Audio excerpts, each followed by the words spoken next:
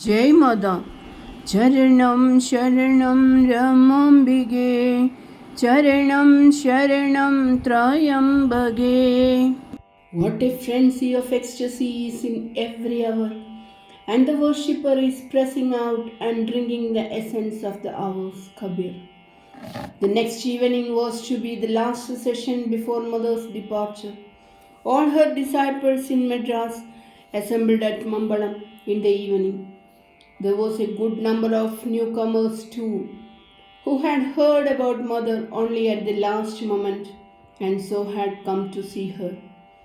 Some were waiting for initiation, which had to be put off till Mother's next visit. Perhaps for them the favored hour had not come. The films Mr. S had taken on the occasion of Mother's birthday were being shown. Later, Mother was to give a parting discourse to the disciples, so we assembled on the terrace of the house. Mother came and took her seat in our midst. It was mainly of meditation that she spoke. Mother was in an exalted mood, her attitude commanding and challenging by turns.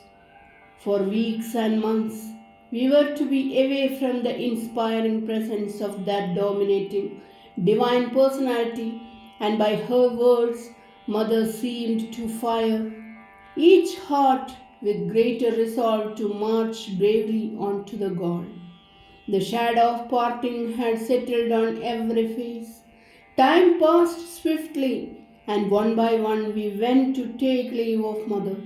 We looked crestfallen, every one of us, as we stood before Mother, unable to tear ourselves away from her. She stood smiling tenderly on each, her eyes glistening with unshed tears, for the sadness of parting seemed to be affecting Mother too, or maybe that heart too, to which everyone's sorrow was its own, was throbbing with sorrow in unison with ours. We too were leaving the next day for Trichy, but as our train was leaving earlier, we would not be at the station to see Mother off. So next morning we went to Mambalam to take leave of her and all our new brothers and sisters. Sad at heart, we took leave of Mother, Bhagawan and the others.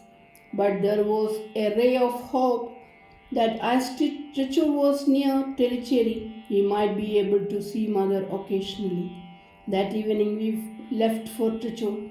I remembered with gratitude all those who had helped me to come to Mother, Dr. M, my sister and brother-in-law, Mr. S and his family.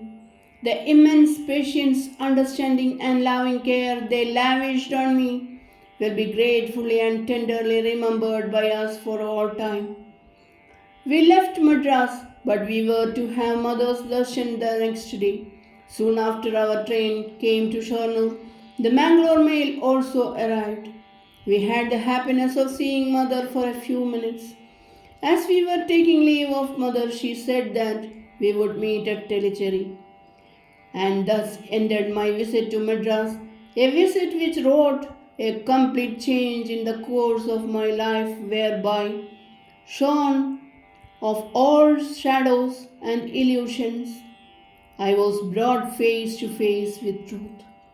I was made to realize that the glory that is God resides in each one of us, eternal, perfect by that power.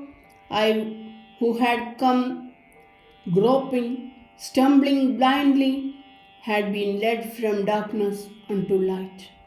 Pausing here and looking back over the events of the past few weeks, I find enshrined in my heart and mind the living picture of a unique personality in which divinity and humanity are so finely blended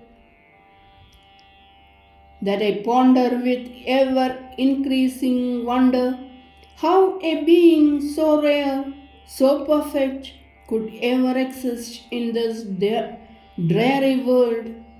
One who appeared so easy to approach because of the overwhelming love that radiated from her, but at the same time, whose inscrutable, immutable divinity kept her apart and alone, even while she was in our midst.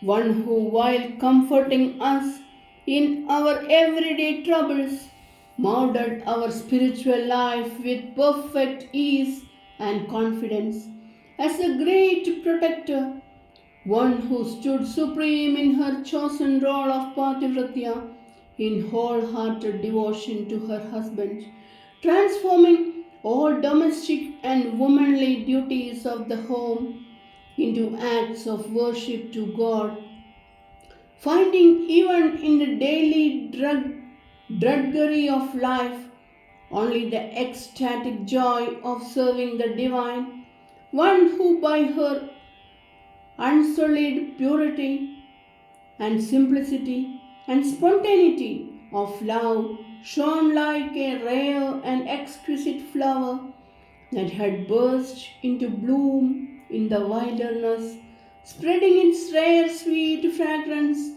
far and wide, and drew wandering souls to her, even as the flower does the bees by its life-giving nectar.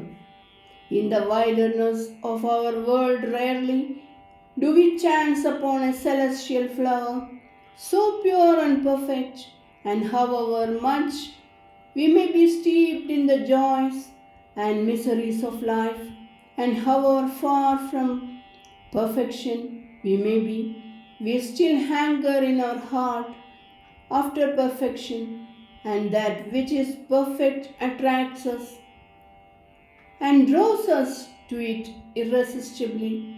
One who showed the mortals the real meaning of love and herself in universal motherhood, gave it unstintingly, without any distinction of high or low, rich or poor, good or wicked, who exemplified in herself that great lesson that the true realization of love is a continued act of giving, never expecting anything in return, that love is never a feeble emotion, but deep and enduring, seeing and seeking only the good in the object loved, giving only respect to the object loved, in the realization that God resides in each, who thus brought into our lives and daily practice the great truth